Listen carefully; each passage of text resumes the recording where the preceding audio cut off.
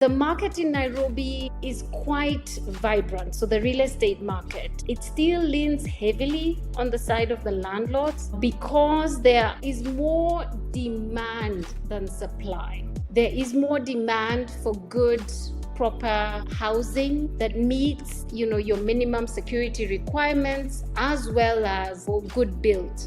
So there's still a gap here that needs to be met. I'm coming to Nairobi, I'm doing my podcasting, I want a good, comfortable place. It also depends on where their headquarters could be. Westlands is a place. When I was in Kenya, I was doing my podcasting, I was meeting CEOs in their offices in Westlands. Nairobi is an entrance to East and Central Africa. Nairobi has a very young, vibrant, well-educated young population. Nairobi, or Kenya generally, has enticing features. The national parks, the mountains, the beaches, the forests. So it makes good space for a lot of families to consider moving here. Tune in for this powerful webinar and conversation that I had with one boy on the opportunity in Kenya right now.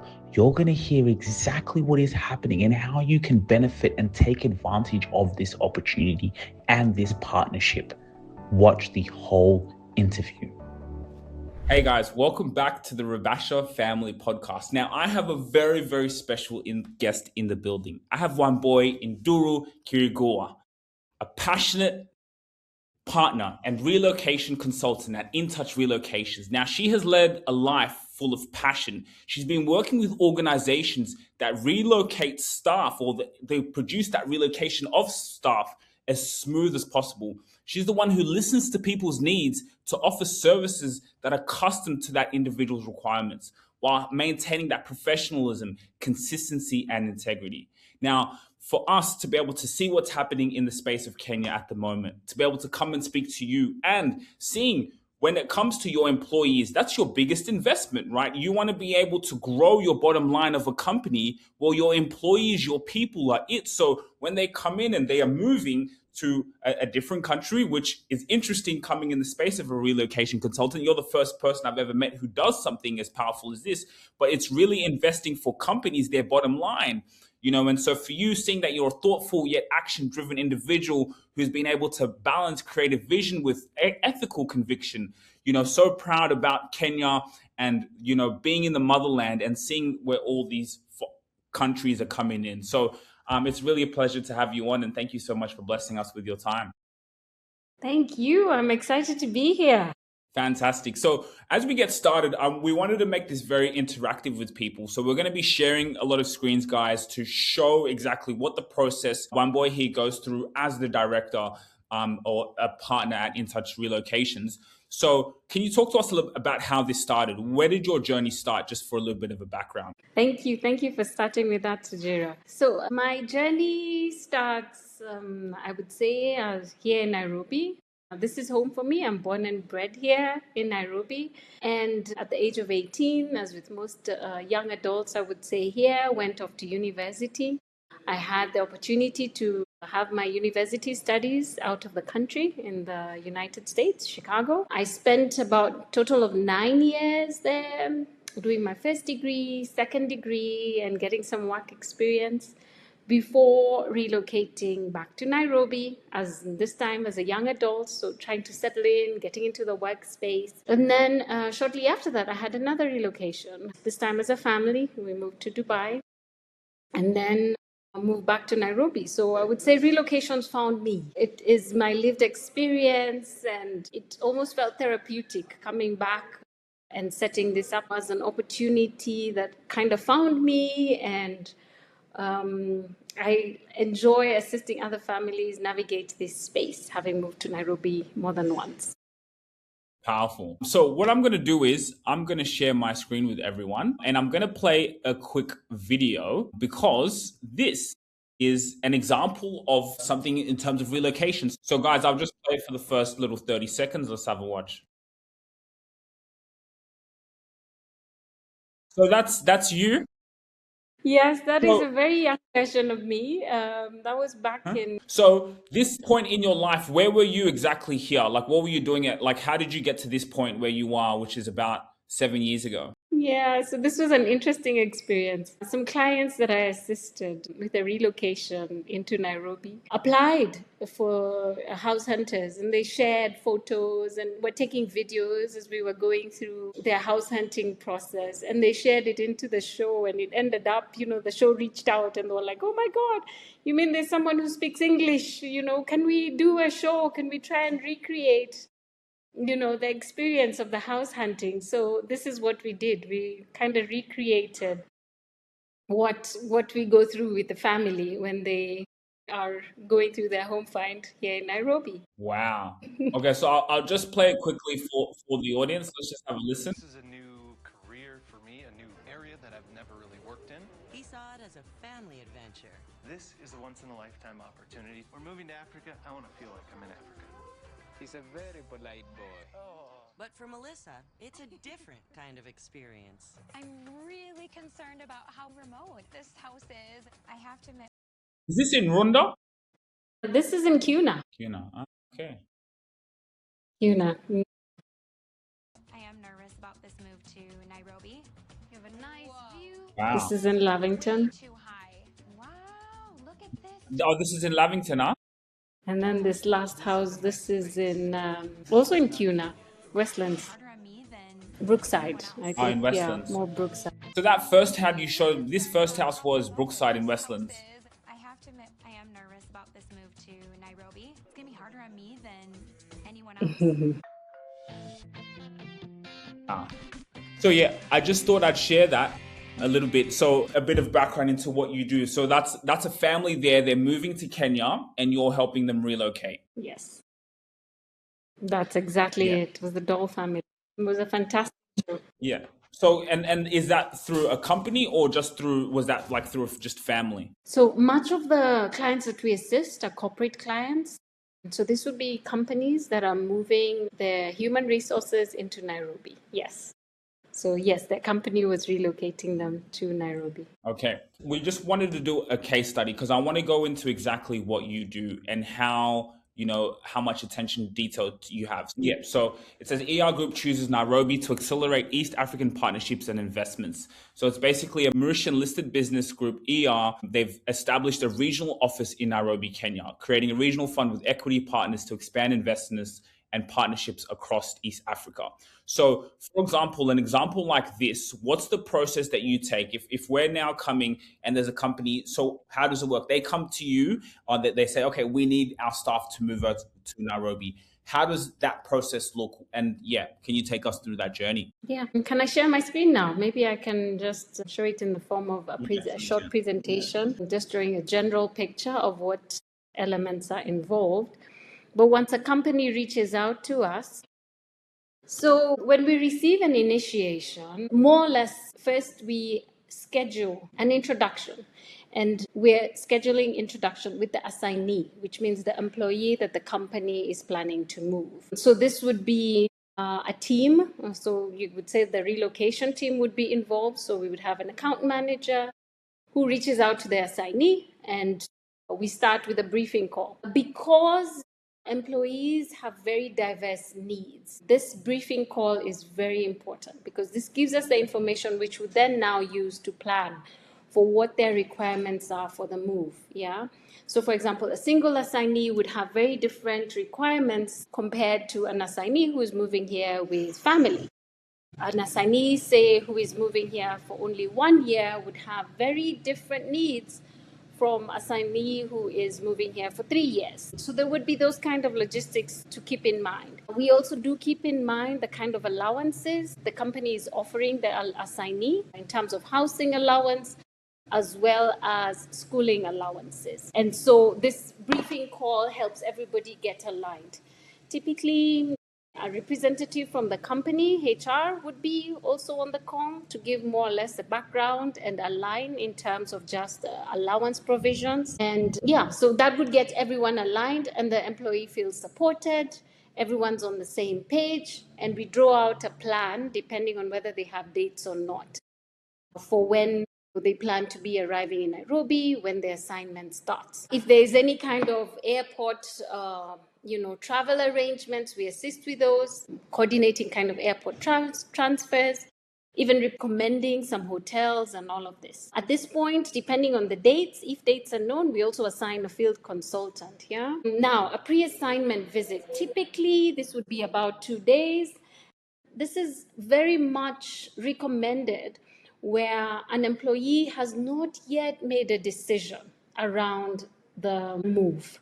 Yeah, so this is a pre-decision, say, visit. And this would allow the employee to actually visit the location, ideally with family if they will be coming along, visit some schools, visit what life would be like with a move to Nairobi, and actually get a glimpse of what living in Nairobi can look like from the standpoint of healthcare facilities, entertainment and recreation.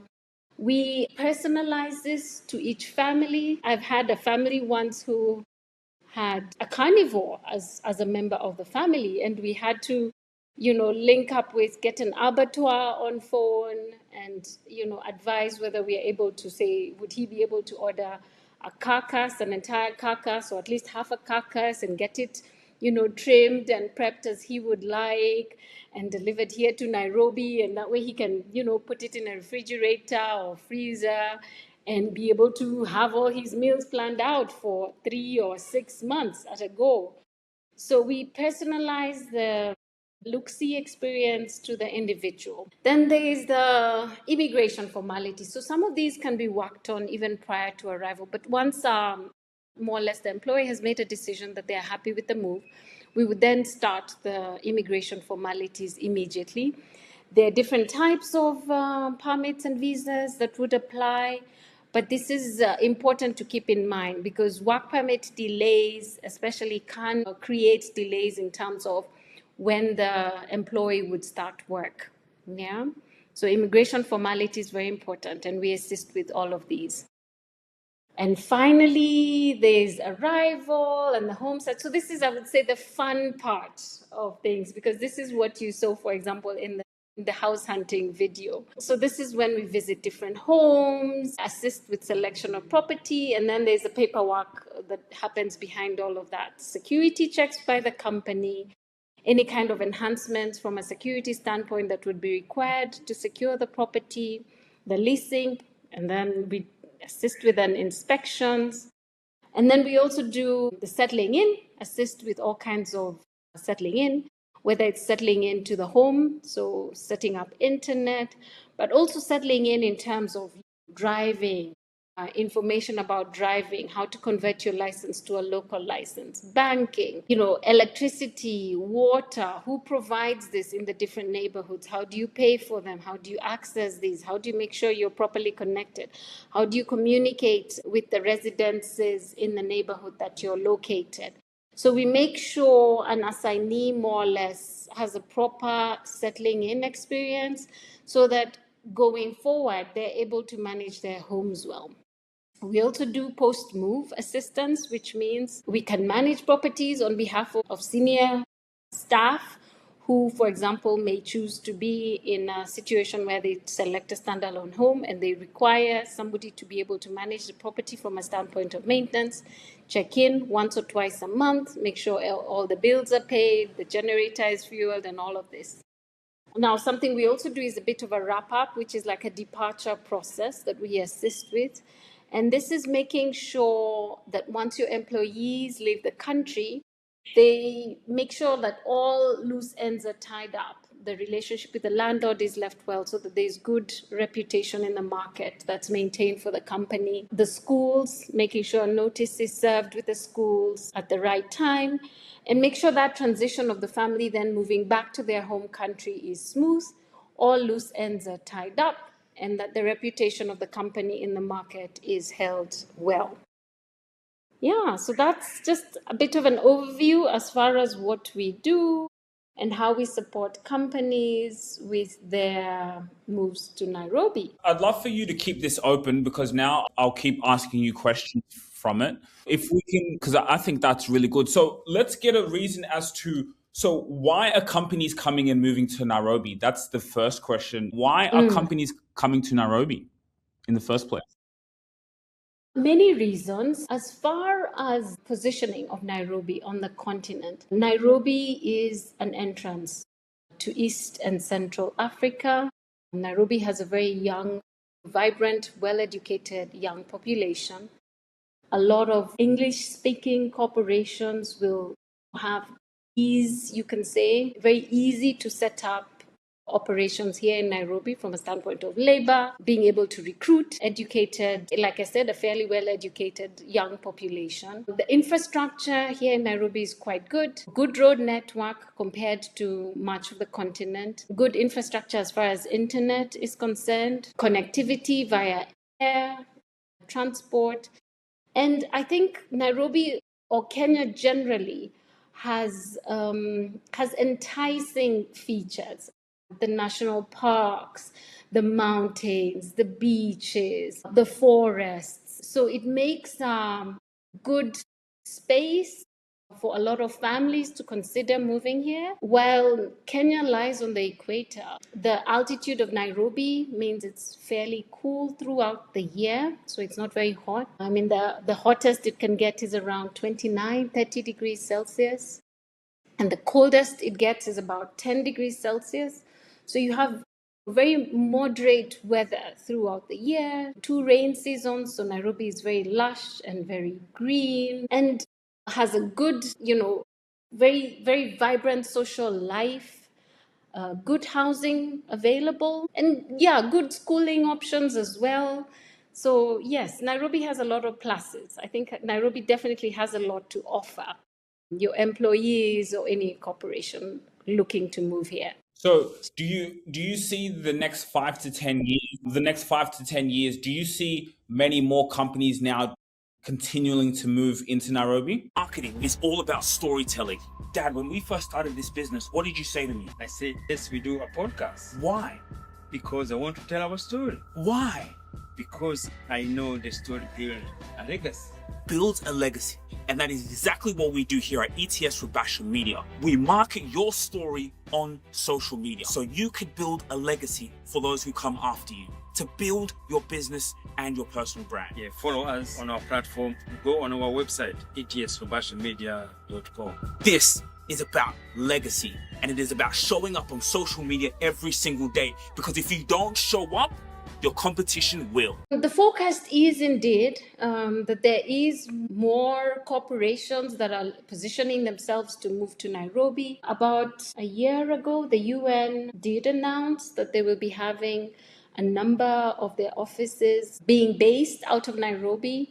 From a standpoint of cost of living, being situated in Nairobi would provide some form of savings as compared to operating in maybe larger locations like New York or Geneva. And so yes, is expected, very much expected, that there will be many corporations that will be looking to move to Nairobi, because with the UN setting up here, then you have all the large international NGOs that service a lot of the UN and work in liaison with the UN. A lot of embassies will place strategic importance to their diplomats who are situated here in Nairobi because of the presence of the UN and a lot of the committees that are represented under the UN and the international NGOs that are working here. And then alongside that, then you have the businesses that then the corporations, the multinationals that then want to be situated in a town that's growing. You have presence on the African continent, good connectivity within the country as well as within the region. So yes, East Africa is growing and Nairobi is right in front of that. So if you can take us to that, let's go to one of the first pages, or the second one is now when they're looking for a place to stay, right? Yeah, there. Yeah. So are you not showing them places before they arrive, kind of maybe through phone? And then my second question is, like, what's the normal assignments you're getting for people? Let's say, because, living is one of the most important things, right? When they're coming, they want luxury, they also want elegance. I think this is, a top thing with, the investors also are looking into this. So when it comes to the accommodation, is this something that you're not showing them as you're communicating with them while they're where they are? And then what are most of the assignees that you're getting, Are they more families? Are they more individuals? How long are they staying? And then kind of where do you take them on that property?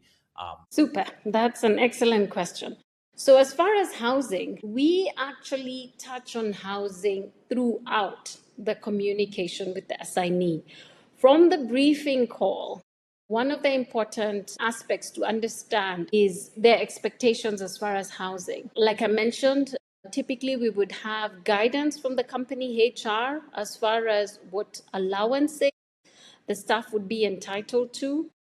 And so we would be able to guide based on the location of the company office, if it's a single assignee.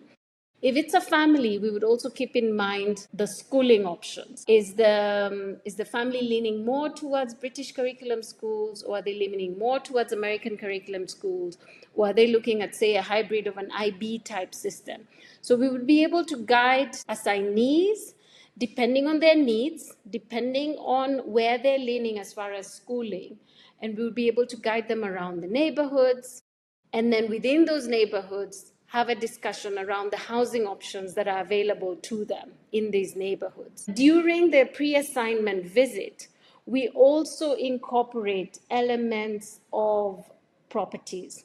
So we make sure we include sample properties for them to have a look at. And these would be aligned with, say, if they're visiting schools, we would visit one or two properties that are within, say, a 10-15 minute distance from where the schools are. And then, of course, when they finally come into the country, now typically we recommend doing a proper home search around between 2 weeks and 4 weeks prior to when they would like their lease to begin. Now, the reason why we use when they would like their lease to begin is because there's so many factors that come into play around that decision of when that date should be. The biggest one is if they're shipping their household goods, then there is the household goods shipment that needs to be factored in. So typically they would be in temporary accommodations. So we would assist them with booking temporary accommodations. And then while they're in temporary accommodations, then we would plan for when their home find would be. And the 2 to 4 weeks is number one to prevent, I think, disappointment from, because we do have families who during their orientation view a sample property and fall in love with it. And of course, by the time they arrive in country, have all their immigration formalities in place, and are now ready to be able to sign a lease, the property is long gone because the landlords here are more or less on a first come, first serve basis.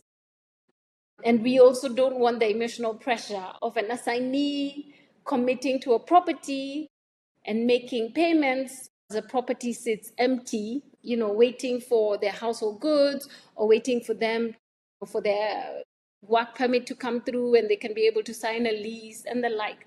So there's a lot of nuances that come around when is an assignee ready to start a lease. And these are all factors that we would discuss at the briefing as well as throughout the process. Once the work permit is approved, then there is relief, then an assignee, if they are signing the lease on their own behalf, would be able to proceed with signing, at least coming up with a lease start date. Now, the market in Nairobi is quite vibrant. So the real estate market, it still leans heavily on the side of the landlords because there is more demand than supply. That may sound awkward, but that is the reality on the ground.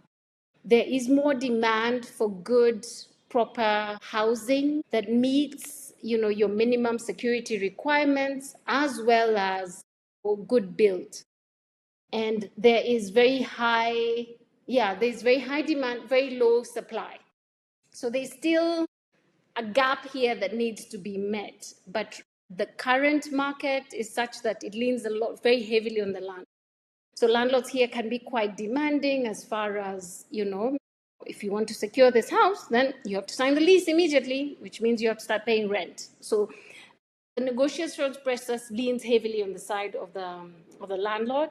And our role is to, try and manage that as best we can on behalf of our clients, easing that pressure off of them and setting realistic expectations for them as far as, okay, I think best let us delay your home find until, when officially we have visibility on when your household goods arrive, you have your work permit in place.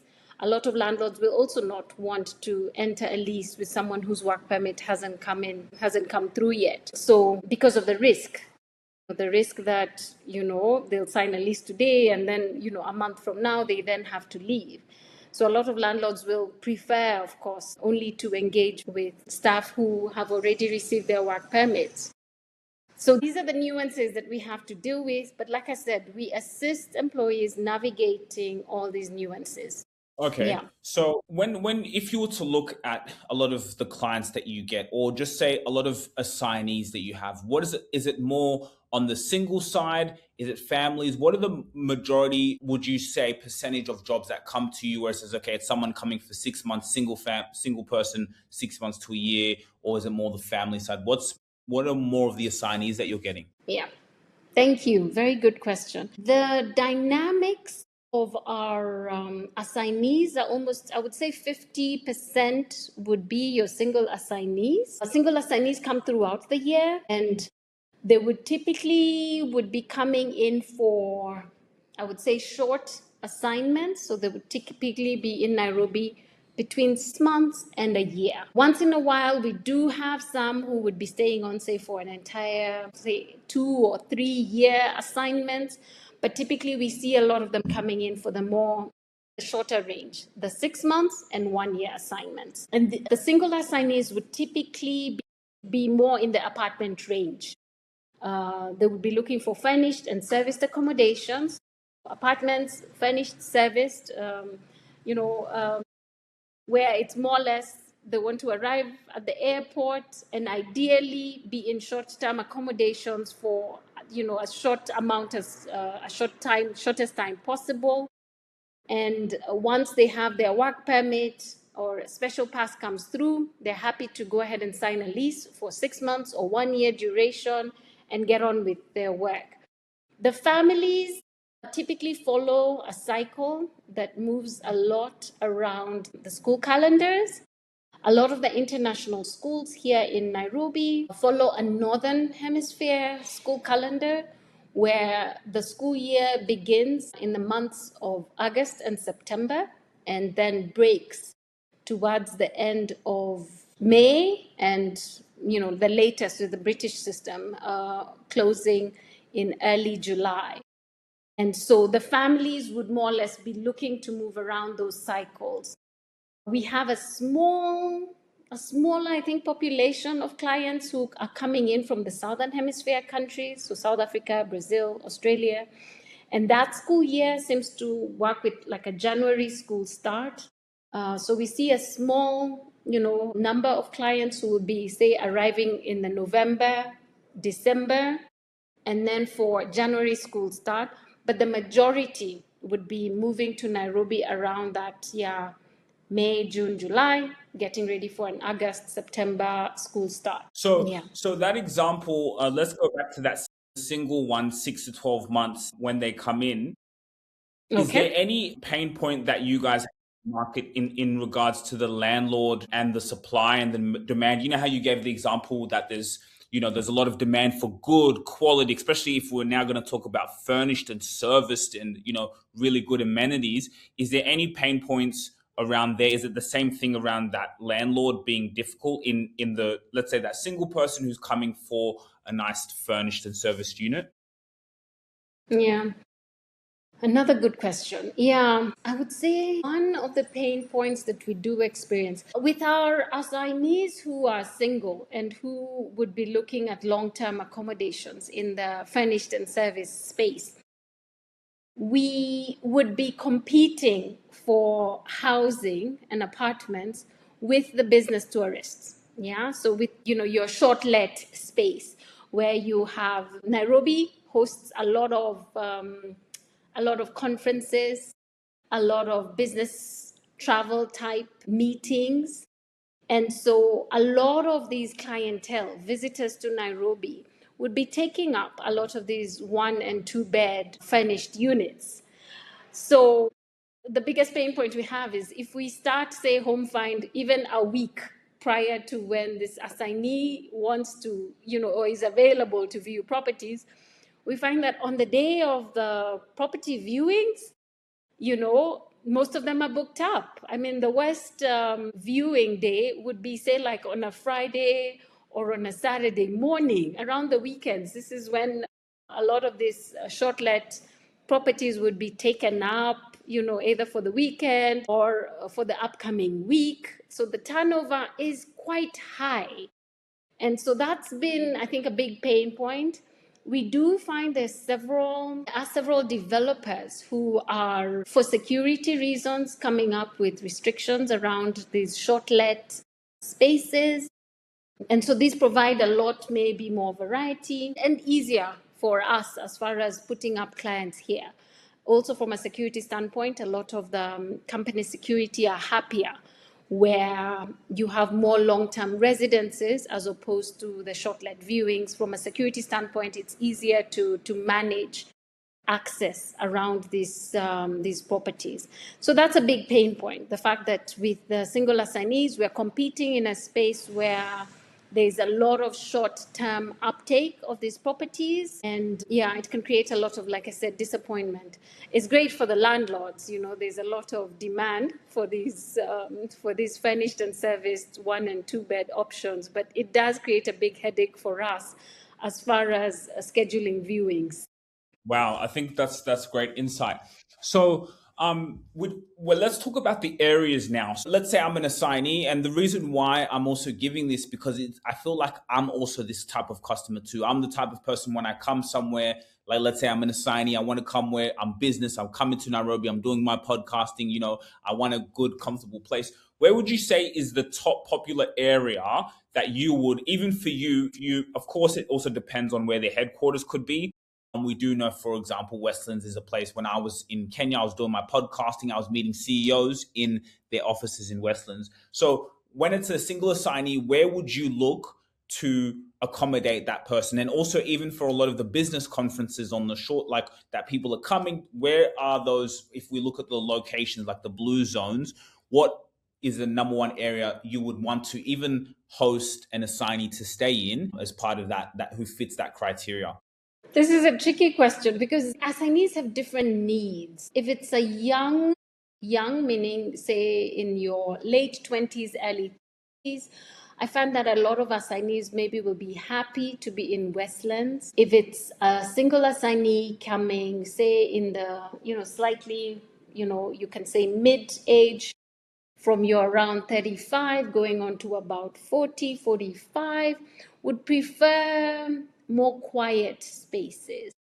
So your younger assignee will be, outside of access to the office, will prioritize, say, a more vibrant neighborhood. They want to feel the vibe of the city. They want, eateries, little pubs within walking distance.